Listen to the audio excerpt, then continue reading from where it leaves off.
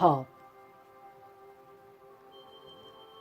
경에 성을 붙여 말하기를 부처님의 해탈하는 문을 수행하여 자비심을 일으키고 불법을 구하는 바, 마음과 원기를 뭉쳐 화합하여 미묘한 약을 만드는 수련법이 있음을 알고 의심 없이 부지런하게 도를 닦는다 하였다.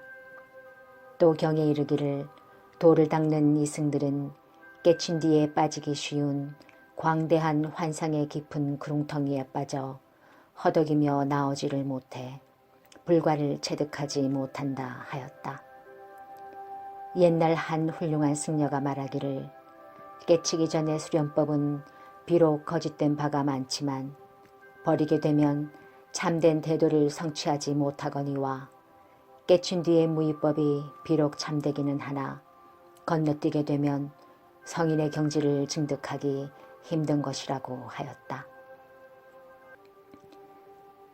요즘에 선을 닦는 사람들이 깨치기 전에 초보적인 수련법인 유위법만을 이야기하면 상에 집착하였다고 해서 아예 관심조차 주지 않고 있으니 알고 보면 조용한 정 가운데 미묘한 도가 깃든 유위법인 줄 까맣게 모르기 때문이니 비유하면 하늘과 땅도 대도를 깨친 뒤처럼 일체의 억지 조작이 없는 무위법에 속하지만 온갖 만물을 낳고 기르는 것은 일종의 깨치기 전에 애써 닦는 유위법처럼 실로 쉽게 되는 것은 아니니 미묘한 가운데 활발하게 움직이는 일종의 유위법과 같은지라. 가장 높은 불도의 수련법도 역시 이와 같아서 사람의 마음이 깨칠 때쯤의 경지에 도달하면 몸 안에 한 물건이 갑작스럽게 나타나니 만약 이 물건을 방심한다면 밖으로 흩어져 어찌 내 것이 되겠는가. 이와 같이 놓치지 않고 잡아두는 방법을 일컬어 유위법이라고 말하는 것이다. 아무것도 없다는 것은 뒤에 하는 성품 공부이며 신기한 물건이 있다는 것은 곧 앞에서 하는 해명 공부법이다.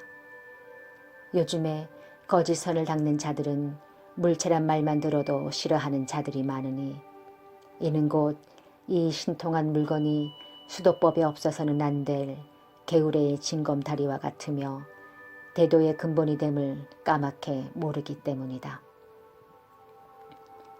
이것은 사람마다 본래부터 갖추고 있어 생각으로 얻어지는 물건이 아니며 으뜸과는 관문 속의 물체다.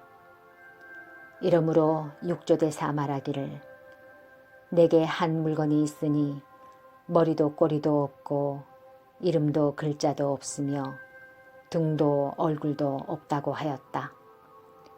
또 부대사란 분이 말하기를 이 물건은 하늘과 땅보다도 먼저 있었으며 이름도 없이 본래 고요하며 능히 만물의 주인이 되거니와 세월이 가도 허물 수가 없으니 바로 선천적인 물건이라 모두 후천적인 것들을 기르고 육성하며 흩어진 즉 형태나 그림자도 없고 모여지면 사리가 이루어지는 것이라고 하였다. 이 어떤 물건이길래 부처와 조사를 뛰어넘어 부처와 조사를 몰아잡고 있는가.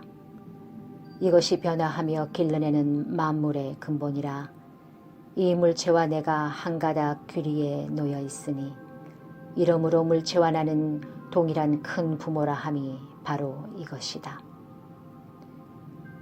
물체가 움직이는 대로 순응에 따라가면 사람을 비롯해 온갖 만물이 탄생하고 거꾸로 뒤집어 들어가면 부처와 조사를 이루니 따라가는 것은 물체와 내가 한 가지로 알고 있으나 거꾸로 거슬러 가는 것은 스승이 아니면 깨달았을 수가 없느니라.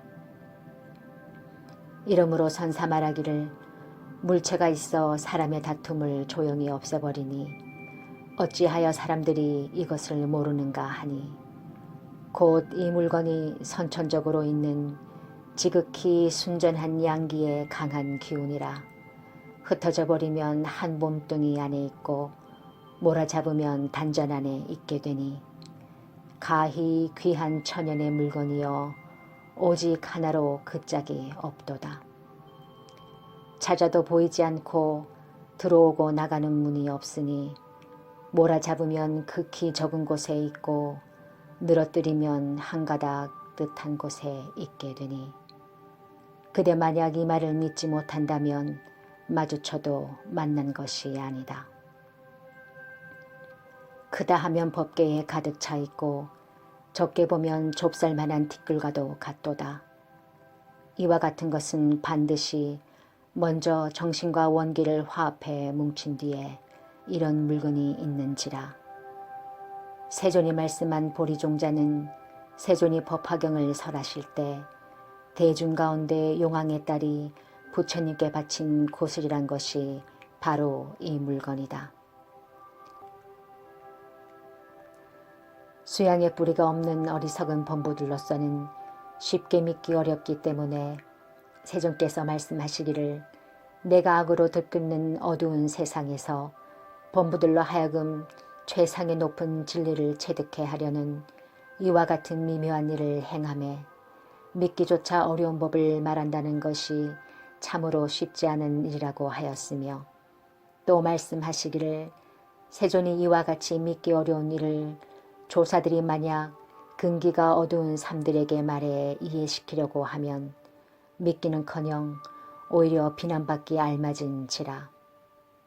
이러므로 법화경에 그때의 부처님이 제자 사리불에게 말씀하시기를 그만두자, 더 얘기를 꺼내지 말자.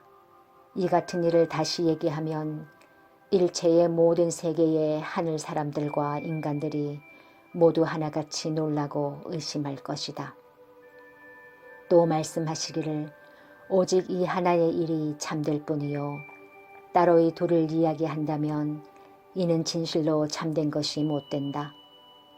또 조작하듯이 처음에 하게 되는 수련법 곧 유의법은 문 밖에서 노는 일이 아니라 곧 원간에서 비밀리 움직여 몸속에서 한 물건을 낳게 되는 일이다.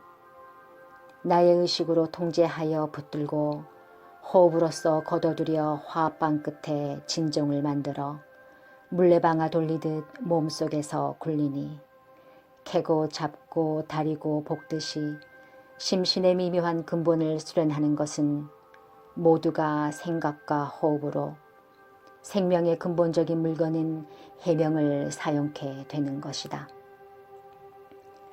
이름으로 이름하여 속으로 하는 일이 있다고 표현한 것이며 해명이란 쉽게 말해 내 몸속에 있는 원기의 별명이다. 이 원기가 발생할 때 붙잡지 않으면 어찌 흩어지지 않겠는가. 한 발짝 더 나아가면 이치에 합당하고 한 걸음 물러가면 이를 그르친다는 것이 바로 이것이다. 인생은 초대하지 않아도 저 세상으로부터 왔다가 허락하지 않아도 저 세상으로 간다. 살면서 부를 이룬 사람도 많고 명성을 얻은 사람도 많다. 그러나 부나 명성과 함께 그들은 모두 어디로 갔는가? 그들은 이 세상에 온 것과 마찬가지로 이 세상을 떠나갔다.